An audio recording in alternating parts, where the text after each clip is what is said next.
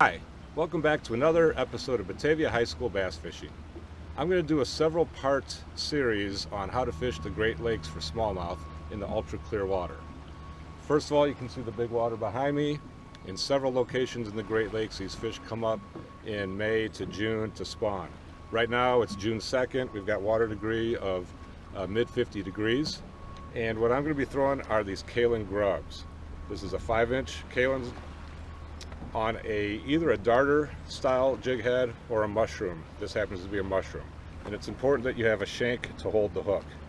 This happens to be from Gopher Tackle, and it's a Big John edition, which has a longer shank to the hook. How you rig these, it's important that you have these go straight on.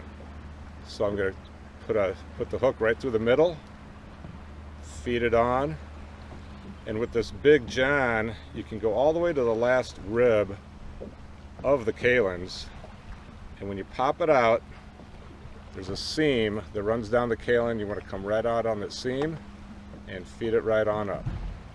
I also like to rig mine so the tail goes the opposite way of the hook. To that, I've got a fluorocarbon leader. This happens to be 12-pound fluorocarbon, and I've got this tied on to some Berkeley nanofill, which allows for extremely long casts. I will be using a long rod, 6 to 7 foot or 6.5 to 7 foot rod, and this happens to be an Elite Tech by Fenwick. They no longer make these, unfortunately, the smallmouth edition, and this is paired with a Fluger President reel. Now I'm going to show you how to work it, how to cast it. Basically, you want to make extremely long casts.